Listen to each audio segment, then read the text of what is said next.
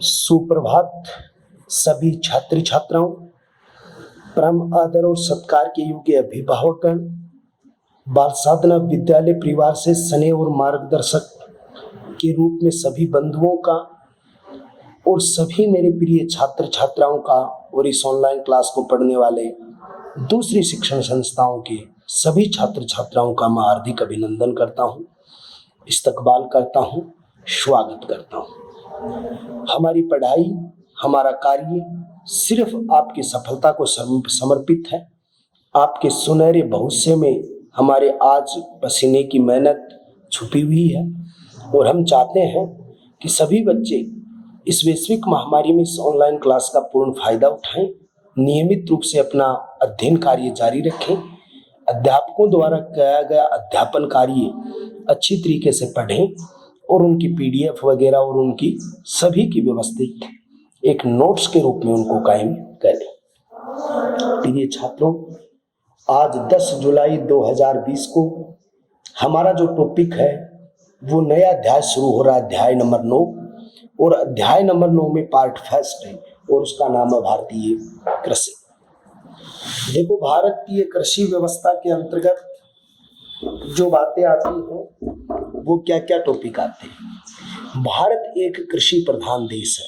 भारत एक कृषि प्रधान देश है। इसको कृषि प्रधान क्यों कहते हैं? क्योंकि भारत की लगभग जनसंख्या के व्यवसाय का आधार कृषि है। भारत की लगभग 54.6% जनसंख्या है वो प्रत्यक्ष रूप से कृषि पर आधारित है और इसी कारण यह है कि भारत को एक कृषि प्रधान देश कहा जाता है। भारत की कुल GDP में, जिसको आप हिंदी में कहते हैं सकल घरेलू उत्पाद, सकल घरेलू उत्पाद GDP के अंतर्गत जो कृषि का योगदान है वो 17.4% जो योगदान है वो भारत की GDP में कृषि का योगदान है। हमारे भारत देश में कृषि पाषाण काल से विकसित होती आ रही है। अगर पाषाण काल के अंतर्गत अगर देखा जाए तो एक स्थान था यहाँ पर मेहरगढ़, जहाँ पर पहली बार कृषि के उदाहरण हमें प्राप्त हुए हैं कि पाषाण काल में भी भारत में कृषि होती थी। लेकिन कुछ प्रमाण हमें मिले हैं, वो सिंधु सरस्वती नदी है, सरस्वती सभ्यता जो है, उस सिंधु सरस्वती सभ्यता के काल में भी हमें प्रमाण प्राप्त हुए हैं। जैसे अगर एक प्रमाण हम देखें तो जुते हुए खेत के प्रमाण हमें जो प्राप्त हुए हैं वो प्रमाण हमें कहाँ से प्राप्त हुए हैं? कालीबंगा से हुए। कपास के उदाहरण भी हमें कालीबंगा से प्राप्त हुए हैं। मिश्रित कृषि के उदाहरण हमें बागोर से प्राप्त हुए हैं। तो कुछ ऐसे प्रमाण हमें प्राप्त हुए हैं, वो प्रमाण ये बात को सिद्ध करते हैं कि भारत में सभ्यता काल में भी उन्नत स्तर से खेती की जाती थी।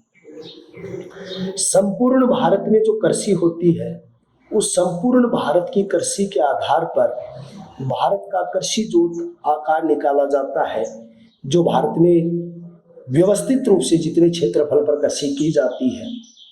तो आज कृषि जोत का आकार देखा जाए तो संपूर्ण भारत का कृषि जोत आकार, भारत का कृषि जोत आकार जो है वो कृषि जोत आकार 1.41 है।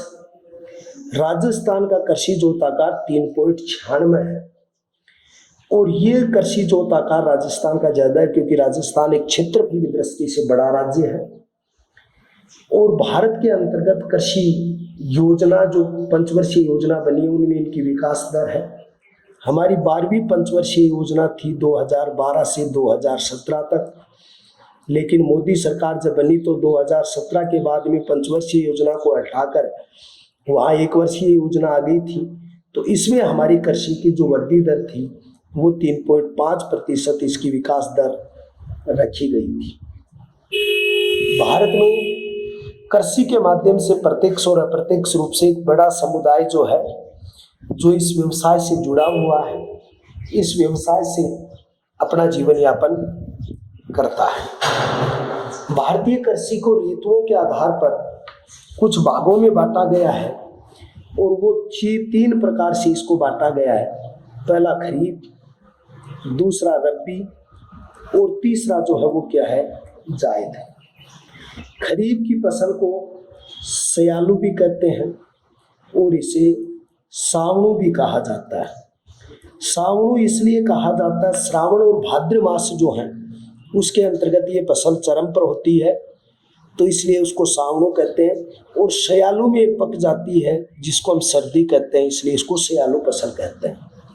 रबी के फसल को उन्नालू कहते हैं क्योंकि ये सर्दी में बोई जाती है और गर्मी आने पर पकती है, तो उन्नालू कहते हैं। और जायद की फसल को एक मिक्स फसल भी कहते हैं या मिक्स फसल के नाम से इसको जानते हैं। खरीफ की फसल जो है उसका बोने का जो समय है, बोने का समय जो है वो जो इसका पीक पॉइंट होता है वो मई लास्ट और जून में होता है। लेकिन अगर महीनों के हिसाब से देखा जाए तो जून जुलाई में इसका बोने का समय होता है, उसके बाद में इसका बोने का समय नहीं होता। और इसको काटने का जो वक्त होता है, इसका पकने का जो वक्त होता है वो कौन सा होता है, अक्टूबर व नवंबर होता है।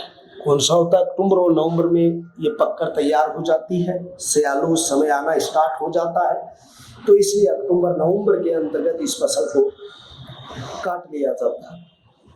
आज खरीफ की फसल का भारत में कुल उत्पादन जो है वो 125 से 130 लाख हेक्टेयर के अंतर्गत ये फसल होती है। इस फसल का प्रमुख आधार जो होता है वो क्या होता है, वर्षा होती है। ये फसल जो है वो वर्षा पर आधारित होती है। इस फसल में 65% खाद्यान्न पैदा होते हैं। 65% क्या होते हैं, खाद्यान्न होते हैं। और 35% इसमें कौन सी फसल होती है, व्यापारिक फसल होती है, मुद्रादायनी फसल होती है। जो व्यवसायिक फसल होती है वो व्यवसायिक फसल 35% होती है। दूसरी फसल है रबी की फसल, उन्यालू कहते हैं। इसे बोने का समय जो है वो अक्टूबर और नवंबर है। जो ही उसको काट लेते हैं उसके बाद में पहले सरसों की, फिर चने की, फिर गेहूं की बुआई हो जाती है। और इसे पकने का समय जो होता है वो मार्च अप्रैल होता है। मार्च और अप्रैल में ये फसल क्या हो जाती है, तैयार हो जाती है। ये फसल है वो सिंचाई पर आधारित है, चाहे वो नहरी क्षेत्र से सिंचाई हो, कुओं से सिंचाई हो, तालाबों से सिंचाई हो, सिंचाई पर आधारित है। इसके अंतर्गत क्या होता है, ये कम होती है क्योंकि ये बारिश पर आधारित नहीं है। तो 70 से 75 लाख हेक्टेयर, 70 से 75 लाख हेक्टेयर क्षेत्र के अंतर्गत इससे क्या की जाती है कि सिंचाई की जाती है, खेती की जाती है, या रबी की फसल की जो है वो पैदावार की जाती है। फिर इसमें एक फसल और आती है जायद की फसल, जहां पानी की उपलब्धता व उपजाऊपन होता है। जहां पानी की उपलब्धता होती है और मिट्टी का अत्यधिक उपजाऊपन होता है, वहां पर मार्च से जून में एक फसल और तैयार होती है। मार्च से जून में जो फसल होती है वो एक तो होती है सब्जियां, और सब्जियों के साथ यहाँ पर होते हैं जैसे तरबूज, खरबूजा के अलावा यहाँ पर लौकी के बाद टिंडा, खीरा, ये जो है ये फसल यानी फसल होती है जो भूमि की उपजाऊता जो अत्यधिक उत्पादन कर सकती है और पानी की उपलब्धता के आधार पर होती है, उसको जायद की फसल के नाम से जानते हैं। खरीफ की फसल में कौन कौन सी फसल होती है, देखो खरीफ की जो फसल होती है उस खरीफ की फसल के अंतर्गत चावल होता है। आपका जो खरीफ की फसल जो होती है जवार, बाजरा और मक्का होता है। तो फसल में कौन सा आएगा, चावल आएगा, जवार आएगा, बाजरा आएगा, मक्का आएगा, गंवार आएगा, मूंगफली आएगा, तिल आएगा। उसके बाद में अरंडी आएगा, उड़द आएगा, मोठ आएगा। उसके बाद गन्ना आएगा, गन्ने के बाद कपास आएगा। ये सारी जो चीजें हैं वो खरीफ की फसल है। तो खरीफ की फसल के उदाहरण है चावल, ये तो वैसे रबी का भी है और खरीफ का भी है। जवार है, बाजरा है, मक्का है, गंवार है, मूंगफली है, तिल है, अरंडी है, उड़द है, मोठ है, गन्ना और कपास। ये सारी फसलें कौन सी हैं? ये सारी की सारी फसलें जो है वो खरीफ की फसल है। और रबी की फसल है, उस रबी की फसल में आती है सरसों आती है, राई आती है, तारामीरा आता है, गेहूं आता है, जौ आता है, चना है, मसूर है, मटर है, अलसी है, उसके बाद सूरजमुखी है, सूरजमुखी आपके जो धनिया है, जीरा है, मिर्च है, ये सारी चीज़ें जो हैं ये आपकी किस में आती हैं? रबी की फसल में आती हैं। लेकिन जैसे तरबूज है, खरबूजा है, लौकी है, ककड़ी है और सब्जियां ये किस फसल में आती हैं? ये जायद की फसल के अंतर्गत आती हैं। ये आपका पहला टॉपिक था। भारत एक क्या है? कृषि प्रधान देश है। क्यों? क्योंकि 54.6% प्रत्यक्ष रूप से कृषि पर आधारित है। कृषि का जीडीपी में योगदान, जिसको आप सकल घरेलू उत्पाद कहते हैं, 17.4% है। पाषाण काल में कृषि के उदाहरण मेहरगढ़ कृषि क्षेत्र से मिले हैं और सिंधु सरस्वती सभ्यता में जुते हुए खेत के प्रमाण कालीबंगा मिश्रित खेती के उदाहरण बागोर से मिले हैं। फिर हमारे 3 तरीके की फसल होती है: खरीफ की फसल, रबी की फसल और जायद। खरीफ की फसल को सयालू कहते हैं, सावणु कहते हैं। बोने का समय जून और जुलाई है और पकने का समय अक्टूबर से नवंबर है। भारत में 125 से 30 लाख हेक्टेयर क्षेत्र में कृषि होती है। 65% खाद्यान्न है और 35% व्यापारिक फसल है। रबी में अक्टूबर और नवंबर में फसल होती है। मार्च अप्रैल में इसकी जो आपकी कटाई होती है, सिंचाई होती है। 70 से 75 लाख हेक्टेयर भूमि क्षेत्र पर ये होता है। सरसों है, राई है, तारामीरा, गेहूं है, जौ है, चना, मसूर, मटर, अलसी, सूरजमुखी और धनिया सब रबी की फसल है।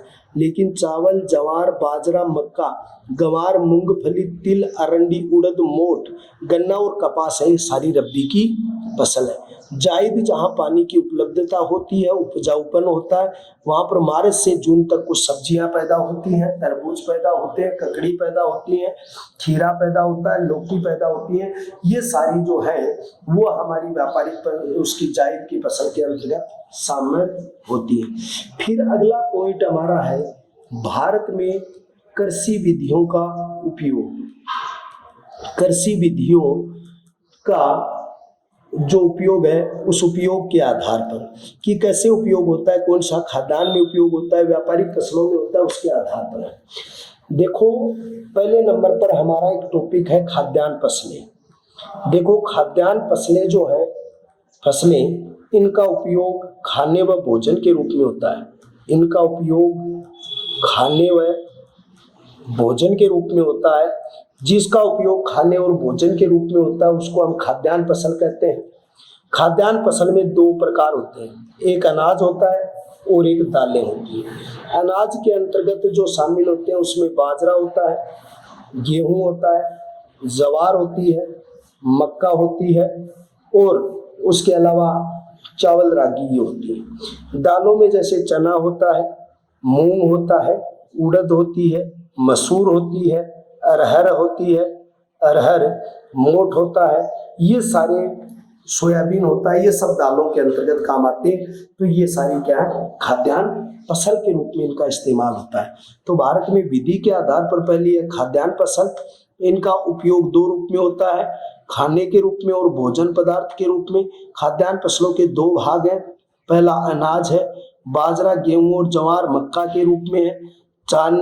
चावल है इसमें, और दालें वो है जो चना, मूंग, उड़द, मसूर, मोठ, सोयाबीन, ये सब किस में आती हैं? ये दालों में आती हैं। तो ये आपका जो अध्ययन था वो किसका था? खाद्यान्न फसलों का था। दूसरी फसल आती है जिसको आप व्यवसायिक फसल कहते हैं। व्यवसायिक फसल होती है दूसरे नंबर पर। इसका प्रमुख कार्य व्यवसाय जुड़ा होता है, व्यवसाय से जुड़ा हुआ होता है, या आप ये कह सकते हैं इनका उपयोग कच्चे माल के रूप में, इसका उपयोग कच्चे माल के रूप में उद्योगों में होता है। इसका उपयोग जो है वो कच्चे माल के रूप में उद्योगों में होता है, या उद्योगों में इनका प्रयोग किया जाता है। उसे आप क्या कहते हैं? व्यवसायिक फसल कहते हैं। मुद्रादाहिनी फसल कहते हैं, या साधारण रूप से कहते हैं कि वो फसल जो हम घरेलू स्तर पर काम न लेकर हम व्यापार के दृष्टिकोण से बोते हैं, उसे हम व्यापारिक फसल या मुद्रादाहिनी फसल कहते हैं। जैसे सरसों है, हम घर पे काम नहीं लेते, राई थोड़ी बहुत काम में लेते हैं, नहीं लेते, तिल का तेल निकलता है, मूंगफली जो है उसका तेल निकलता है, अरंडी है, अलसी है, कपास है, उसके बाद में गन्ना है, यानी गन्ना है। ये सारी फसलें जो प्राथमिक उत्पाद के रूप में किसान काम में नहीं लेता है, द्वितीयक उत्पाद के रूप में काम आती है। जैसे मूंगफली के रूप में वो इसके रूप में आ गया, ये बात जरूर है, लेकिन प्राथमिक उत्पाद के रूप में काम में नहीं आती है। तो आप कह सकते हैं जो फसल प्राथमिक उत्पाद काम में नहीं आता, प्राथमिक जो उत्पाद होता है उत्पाद काम में नहीं आता है, द्वितीय को उत्पाद काम में आता है, उसको आप क्या कह सकते हैं, मुद्रादाहिनी, या आप ये कह सकते हैं व्यवसायिक फसल, आप इसको कहा जा सकता है। फिर दूसरे नंबर पर जो फसल है वो फसल आती है मसाला फसलें। दूसरे नंबर पर जो फसलें हैं वो कौन सी है, मसाला फसलें। सब्जियों के सहायक के रूप में, किसके रूप में है, सब्जियों के सहायक के रूप में है। सब्जियों के सहायक के रूप में आपका देखिए, जैसे धनिया है, जीरा है, मेथी है, जैसे सुगंधित मेथी है, नागौर की है, सौंफ है, मिर्च है, ये गरम मसाले जितने भी आते हैं मसालों के सहायक के रूप में आते हैं।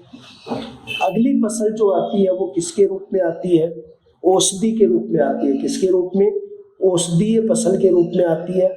औषधीय फसल किसे कहते हैं, जिससे क्या बनाई जाती है, दवाई बनाई जाती है। जिससे क्या बनाई जाती है, दवाई, या जीवन रक्षक के रूप में, जीवन रक्षक के रूप में काम आती है, उसे हम औषधीय फसल कहते हैं।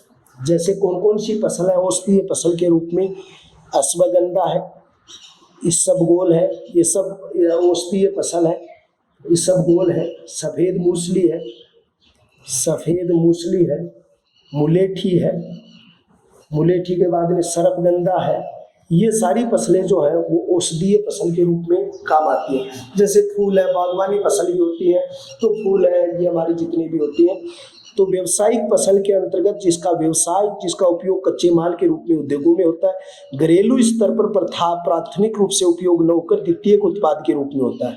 इसमें सरसों, राई, तिल, मूंगफली, अरंडी, अलसी, कपास और गन्ना मुख्यतः है। मसाला वो फसलें हैं जो एक सब्जियों के सहायक के रूप में काम आते हैं, जिसमें धनिया, जीरा, मेथी, सौंफ और मिर्च है। औषधीय फसल है जिसमें दवाई और जीवन रक्षक के रूप में काम आती है, जिसमें अश्वगंधा, इसबगोल, सफेद मूंगफली, मुलेठी और सरपगंधा जो आती है। और यहाँ पर एक फसल आती है बागवानी, जो यानी बाग, फूल या सजावटी बेलों के रूप में आती है। किसके रूप में, सजावटी बेलों के रूप में आती है। सजावटी बेल यहाँ पर होती है।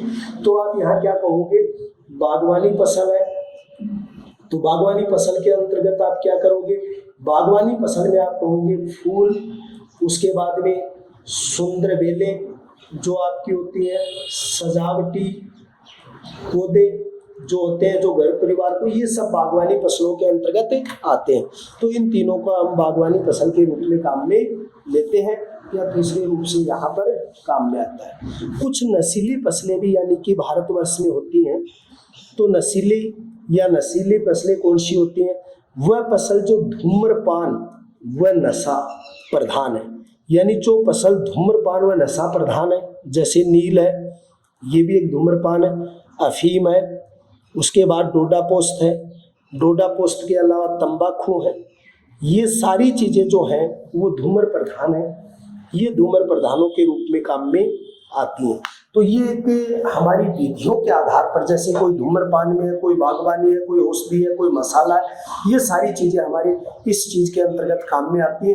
वैसे धूम्रपान कैंसर का बड़ा कारण है और भारत सरकार के द्वारा इस धूम्रपान पर प्रतिबंध भी लगाया गया है। इस बात को आपको एक अभिन्न अंग के रूप में देखना भी है। दूसरी चीज, अब आपका पहला टॉपिक जो होगा वो पहला टॉपिक होगा खाद्यान्न फसलें, यानी पहला टॉपिक जो आपका होगा वो खाद्यान्न फसलें होगा। खाद्यान्न फसल में जो पहली फसल होगी वो कौन सी होगी, गेहूँ। गेहूँ कौन से क्षेत्र की फसल है, उत्तरी भारत की फसल है, उत्तरी भारत की फसल के रूप में है, या उत्तरी भारत में इसका गेहूं का उत्पादन सर्वाधिक होता है। गेहूं को बोने के समय तापमान दो है। एक तो आप इसको लिख सकते हो बोने ओब्लिक अंकुरण के समय, जब यानी अंकुरण होता है या बोने के समय उसका तापमान 25 डिग्री सेंटीग्रेड से 30 डिग्री सेंटीग्रेड तक होना चाहिए। लेकिन पकते समय उसका तापमान जो है वो 35 डिग्री सेंटीग्रेड से 40 डिग्री सेंटीग्रेड तक उसके पास तापमान होना जरूरी है। गेहूं के लिए जो वर्षा की आदर्श दशा है वो 60 से 90 प्रति सेमी वर्षा होनी चाहिए। लेकिन जहां 50 सेमी से कम वर्षा है वहां सिंचाई की आवश्यकता होती है। 60 से 90 सेमी तक वर्षा चाहिए, लेकिन जहां वर्षा की कमी है वहां 50 सेमी तक से कम वर्षा होती है, वहां पर गेहूं को किसकी जरूरत पड़ती है? सिंचाई की जरूरत पड़ती है। गेहूं के अंतर्गत जो मिट्टी है वो मिट्टी कौन सी होनी चाहिए? दोमट मिट्टी होनी चाहिए, जिसको दोमट मिट्टी कहते हैं, चिकनी मिट्टी कहते हैं। आप उसको दोमट मिट्टी कह सकते हो, चिकनी मिट्टी कह सकते हो। इस मिट्टी में नमी धारण करने की क्षमता अधिक होती है। इस मिट्टी के अंतर्गत नमी धारण करने की क्षमता ज्यादा होती है, धारण करने की क्षमता ज्यादा होती है। यानी नंबर 1 पर क्या है? मिट्टी, दोमट मिट्टी, चिकनी मिट्टी पर इसमें नमी धारण करने की जो क्षमता है वो क्या होती है? ज्यादा होती है, इसकी कैपेसिटी ज्यादा होती है।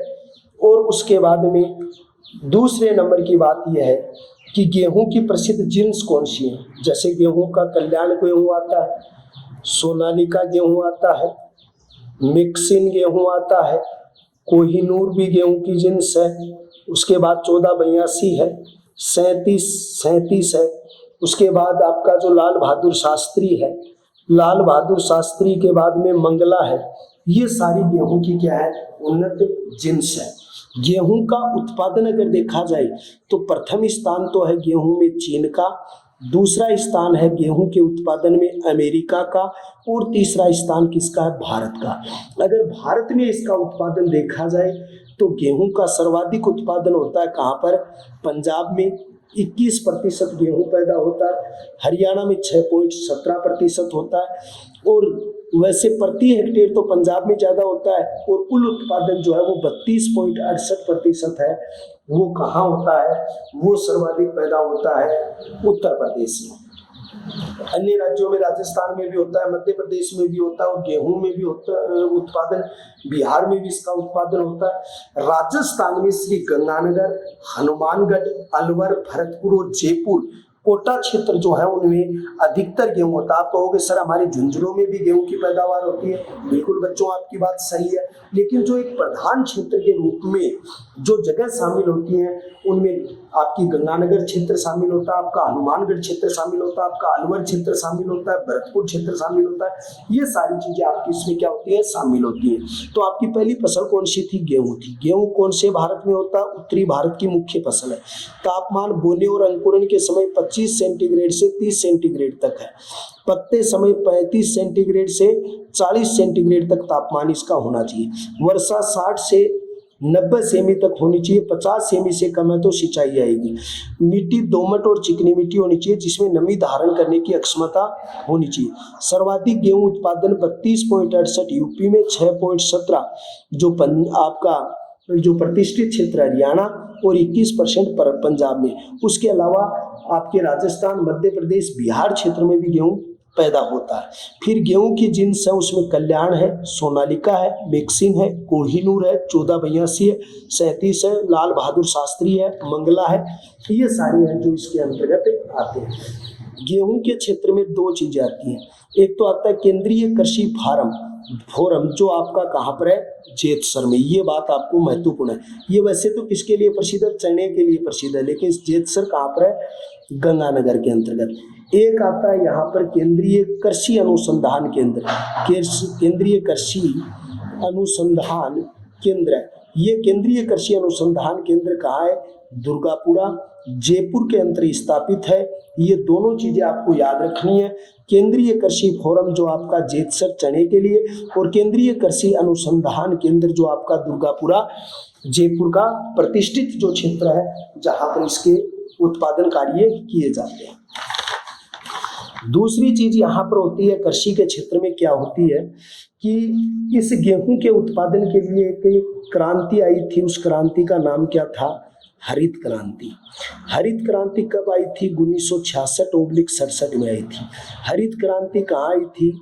फिलिस्तीन में आई थी। वैसे इसको आप क्या लिख सकते हो? मेक्सिको लिख सकते हो। वहां पर हरित क्रांति आई थी। हरित क्रांति शब्द का प्रयोग किसने किया?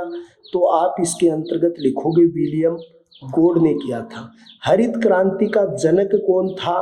तो आप इस पर लिखोगे नॉर्मन बोरलॉन्ग। ये बोरलॉन्ग कहाँ के थे भाई? अमेरिका के थे। हरित क्रांति का संबंध किससे था? गेहूं व चावल उत्पादन से। किससे था? गेहूं व चावल के उत्पादन बढ़ाने के लिए कितना? 3 गुना बढ़ाने के लिए जो लाया गया था हरित क्रांति थी। हरित क्रांति के अंतर्गत किसका विकास हुआ? उर्वरकों का विकास हुआ था, जिसके कारण उत्पादन बढ़ाया गया था। भारत में इसकी शुरुआत किसने की थी? MS स्वामीनाथन ने की थी। और उस समय राज्य भारत के कृषि मंत्री कौन थे? तो उस समय कृषि मंत्री सुब्रमण्यम थे। तो हरित क्रांति का जिक्र 1966-67 फिलिस्तीन मेक्सिको में। शब्द का प्रयोग विलियम गोड ने किया। जनक नॉर्मन बोरलॉन्ग थे। गेहूं व चावल के क्षेत्र में उत्पादन 3 गुना बढ़ाया गया। और इसमें पहली बार इस हरित क्रांति के अंतर्गत किसका प्रयोग किया गया था? उर्वरकों के प्रयोग पर जोर दिया गया था। किसका प्रयोग पर? उर्वरकों के उपयोग पर जोर दिया गया था। के उपयोग पर जोर दिया गया था इसके अंतर्गत, हरित क्रांति के अंतर्गत। तो ये हरित क्रांति का एक महत्वपूर्ण था। फिर ये तो गेहूं के क्षेत्र में आई थी। अब एक फसल आपकी और शुरुआत होती है जिसका नाम क्या है? चावल है। चावल एक उष्णकटिबंधीय पौधा है। चावल क्या है? एक उष्ण कटिबंधीय पौधा है। एक बात तो आपको ये याद रखनी है, उगने के बाद 75 दिन तक पानी रहना चाहिए। 75 दिन तक पानी में डूबा हुआ रहना चाहिए। वर्षा कितनी चाहिए? 60 से 75 सेमी तक क्या होनी चाहिए? मृदा। मिट्टी कैसी होनी चाहिए? चिक्का मिट्टी, यानी जो काली मिट्टी होती है, इसको चिक्का कह दो या काली कह दो। ये काली मिट्टी या चिक्का मिट्टी जो होती है वो क्या होती है? ये नमी युक्त होती है, लावे से निर्मित होती है।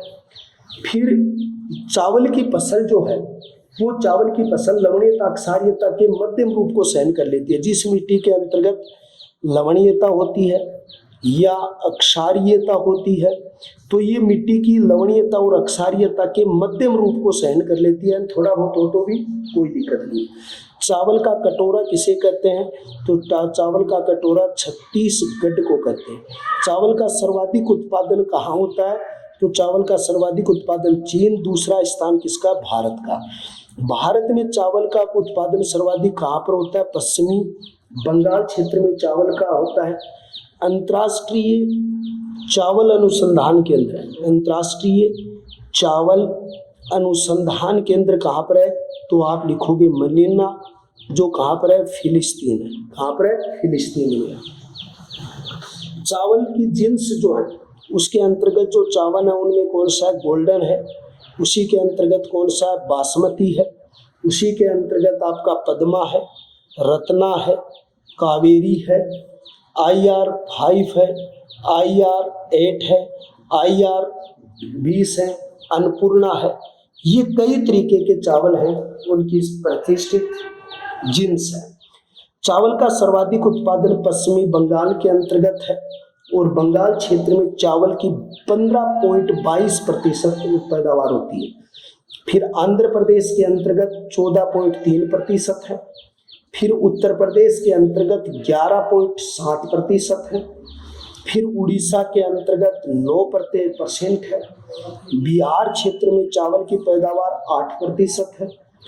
तमिलनाडु में चावल की पैदावार 8.02% है।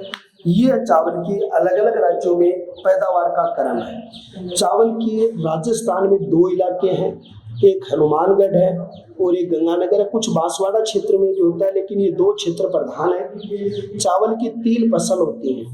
एक फसल होती है अमन, जिसको आप क्या कहते हैं? शीतकालीन फसल होती है, जो सर्दियों में होती है। एक ओस फसल होती है जो कौन सी होती है, शरदकालीन फसल होती है, सर्दियों में होती है। एक बोरो होती है जो ग्रीष्मकालीन होती है, इसलिए इसको आप रबी, खरीफ और जायद तीनों फसलों में शामिल कर सकते हैं। तो आपके गेहूं और चावल के क्षेत्र में क्या आई? हरित क्रांति कब आई? 1966 टू 67, फिलिस्तीन, मेक्सिको। शब्द का प्रयोग विलियम गॉड ने, जनक नॉर्मन बोरलॉन्ग, अमेरिका। गेहूं चावल के उत्पादन को 3 गुना बढ़ाना, किसका प्रयोग किया गया? उर्वरक। भारत में लेके कौन आया? MS स्वामीनाथन कार्के थे, केरल के। कृषि मंत्री सुब्रमण्यम। चावल एक ऐसा पौधा है उष्णकटिबंधीय, कितने दिन पानी में डूबा रहना चाहिए? 75 दिन। तापमान कितना चाहिए? वर्षा कितनी चाहिए? 60 से 75 सेमी। मिट्टी कैसी होनी चाहिए? चिक्का या काली, जो नमी की मात्रा ग्रहण कर सके। मध्यम रूप की लवणीयता और क्षारीयता को क्या कर लेता है? सहन। चावल का कटोरा किसे कहते हैं? छत्तीसगढ़ को। चावल उत्पादन में प्रथम स्थान चीन और दूसरा स्थान भारत का है। भारत में चावल का उत्पादन सर्वाधिक कहाँ होता है? पश्चिमी बंगाल।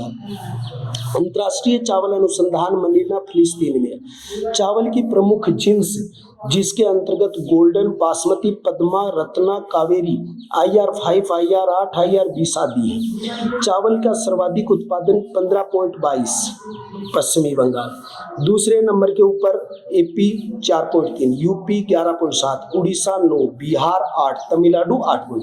अमन शीतकालीन, ओस सर्दकालीन और बोरो ग्रीष्म में। ये गर्मी में, ये बसंत में और ये सर्दियों में पैदावार होती है। ये आज का हमारा टॉपिक था। कल एक